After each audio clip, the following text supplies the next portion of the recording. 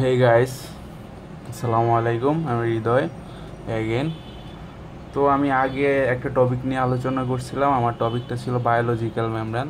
So ওই ভিডিওটাতে আমি আমার টপিকটা ভালোভাবে বিশ্লেষণ করতে পারিনি, তাই আমি আবার বায়োলজিক্যাল মেমব্রেনটা নিয়ে একটু ডিপলি বিশ্লেষণ করব, আর সেটা আপনাদের সাথে তুলে ধরার চেষ্টা করব আপনাদের সামনে। সো আমরা জানি কি সব কিছু পৃথিবীর প্রত্যেকটা মলিকিউল, প্রত্যেকটা অর্গানিজম, সব কিছু হচ্ছে সেল দ্বারা তৈরি।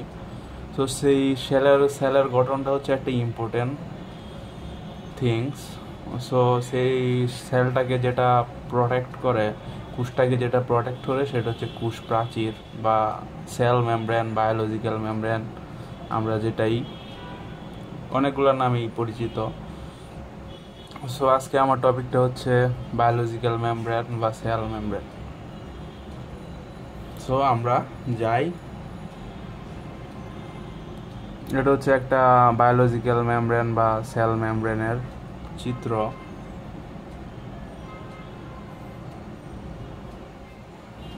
সো আমরা যদি দেখি,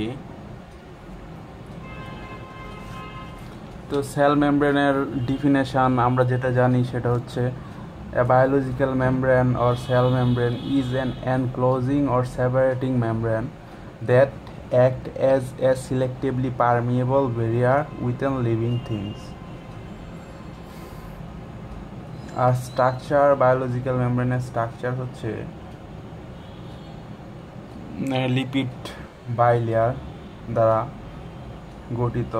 সেটার মধ্যে সবচেয়ে ইম্পর্টেন্ট যেই তিনটা কম্পোনেন্টস থাকে সেটা হচ্ছে লিপিড 45%, প্রোটিন 50%, কার্বোহাইড্রেট 5%। ওকে, আমরা যদি এটার পার্সেন্টেজটা দেখি, যে লিপিড থাকে হচ্ছে 45%, আর প্রোটিন থাকে হচ্ছে 50%, কার্বোহাইড্রেট হচ্ছে 5%। ওকে, তো আমরা ফার্স্ট প্রোটিন নিয়ে একটু ডিসকাস করি। Membrane protein. তো আমরা জানি যে মেমব্রেন প্রোটিন হচ্ছে টু টাইপ। বায়োলজিক্যাল মেমব্রেনের দুই ধরনের প্রোটিন থাকে। একটা হচ্ছে পেরিফেরাল প্রোটিন আর একটা হচ্ছে integral protein. Okay, protein is an important elements of biological membrane. আচ্ছা, পেরিফেরাল প্রোটিন যেটা, সেটা উইকলি বন্ড থাকে মেমব্রেন সারফেসের মধ্যে, যেটা খুব সহজে আমরা রিমুভ করতে পারি, ইজিলি রিমুভ করতে পারি মেমব্রেন ইন্টিগ্রিটি। একটা পেরিফেরাল প্রোটিনের উদাহরণ হচ্ছে এপোপ্রোটিন। আর ইন্টিগ্রাল প্রোটিন হচ্ছে ডিপলি এমবেডেড থাকে মেমব্রেন বাইলেয়ারের মধ্যে, সেটা সহজে রিমুভ করা যায় না, এটসেট্রা। এটা উদাহরণ দিলে আমরা দিতে পারি এপোপ্রোটিন বি। আর আমরা কার্বোহাইড্রেট, যেটা membrane carbohydrate does not have free existence, এটা কোনো ফ্রি এক্সিস্টেন্স নাই, but all are covalently attach either of protein as glycoprotein, lipid as lipoprotein.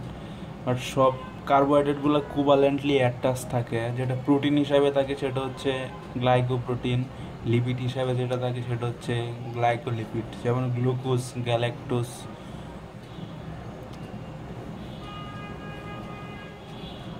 Function হচ্ছে কার্বোহাইড্রেটের ফাংশন হচ্ছে important function: cell to cell recognition, sorting of tissue and organ in an animal embryo, and it is also the basic for the rejection of foreign cell by immune system of the vertebrate. এটা এখন গেল protein, গেল carbohydrate, গেল। এখন আরেকটা হচ্ছে lipid. এখন lipid সম্বন্ধে আমরা জানি যে মেমব্রেনের মধ্যে যেই লিপিডস গুলো থাকে আমরা এখানে দেখতে পাচ্ছি, ফসফোলিপিড থাকে মেমব্রেনের মধ্যে। তো মূলত বায়োলজিক্যাল মেমব্রেনটাই একটা ফসফোলিপিড বাইলেয়ার দ্বারা তৈরি। ফসফোলিপিড বাইলেয়ার দ্বারা তৈরি,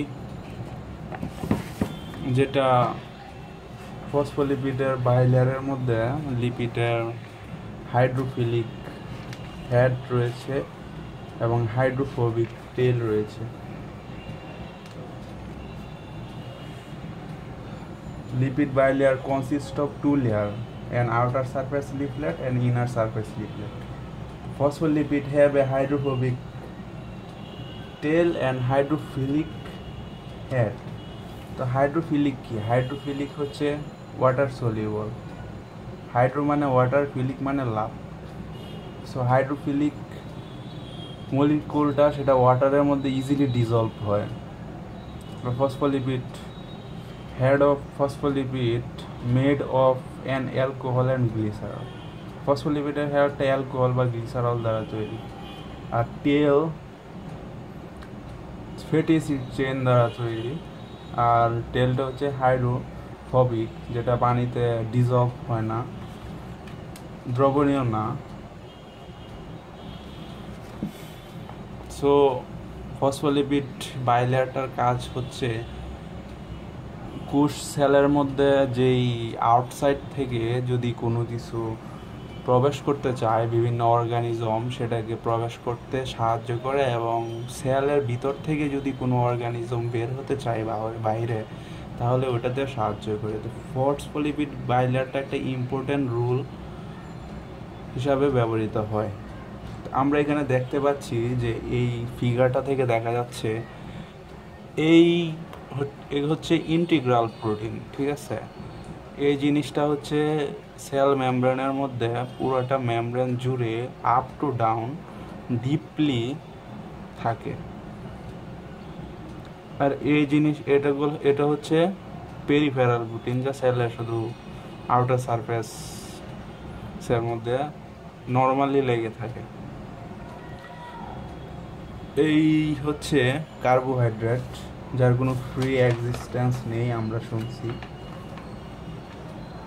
কার্বোহাইড্রেট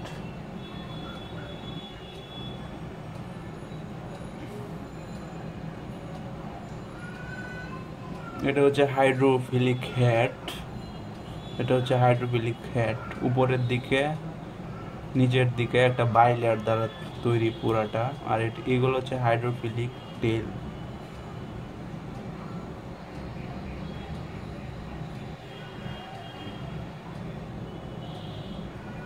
তো আমরা এই ফিগারটা থেকে খুব সহজেই একটা বায়োলজিক্যাল মেমব্রেন, একটা সেল মেমব্রেন অথবা কোষ প্রাচীর, আমরা যেটাই বুঝি সেটা খুব সহজেই আমরা অনুধাবন করতে পারি।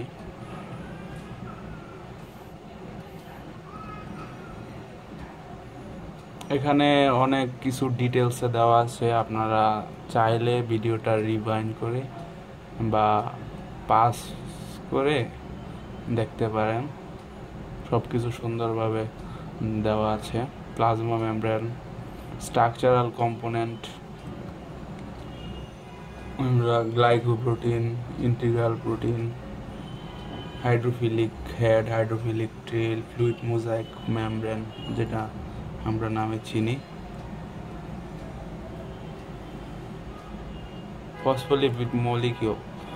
ফসফোলিপিড মলিকিউলের এই ছোট্ট চিত্রটা থেকে আচ্ছা, এটা থেকে দেখেন এই যে পোলার, এই হেডটা হচ্ছে পোলার, এটা হচ্ছে গ্লিসারল, ফসফেট অ্যান্ড ক্লোরাইল দ্বারা তৈরি হেড গ্রুপ, আর এটা হচ্ছে নন পোলার, এটা হচ্ছে ফ্যাটি অ্যাসিড দ্বারা তৈরি। তো এটা স্ট্রাকচার থেকে আমরা সহজেই দেখতে পাচ্ছি,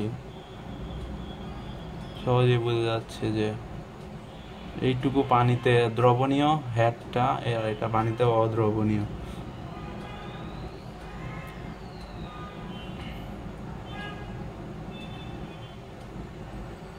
সো লিপিড বাইলেয়ার স্ট্রাকচার, এখানে সব কিছু ডিপ দেওয়া আছে, ডিসকাস করা আছে, আপনারা ভিডিওটা দেখলে বুঝতে পারবেন। এইটা plasma membrane protein, okay guys, আশা করি আমি যেটুকু আলোচনা করেছি সেটা থেকে একটু সামান্য হলেও ধারণা নেওয়া যাবে। মোটামুটি বোঝানোর ট্রাই করছি এবং আশা করি আপনারা বুঝতে পেরেছেন। আমি আরও ভালো করে বোঝানোর চেষ্টা করব। সো ইউ গাইস ভালো করে দেখবেন ভিডিওটা, আর সবাই দোয়া করবেন আমি যাতে আরও ভালো ভালো ভিডিও আপলোড করতে পারি, একটা ভালো কিছু করতে পারি, আমার কাছ থেকে যাতে মানুষ সামান্য কিছু হলেও শিখতে পারে। আমার উদ্দেশ্য সেটাই। আর আমি মূলত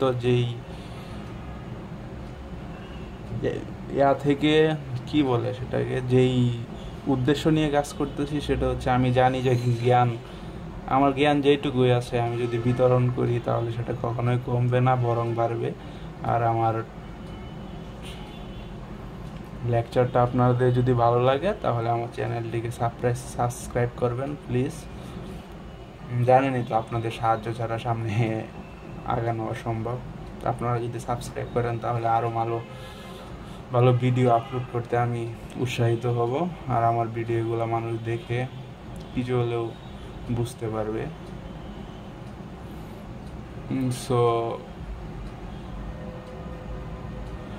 সবাই ভালো থাকবেন, আমার জন্য দোয়া করবেন। আসসালামু আলাইকুম, হ্যাভ এ নাইস ডে।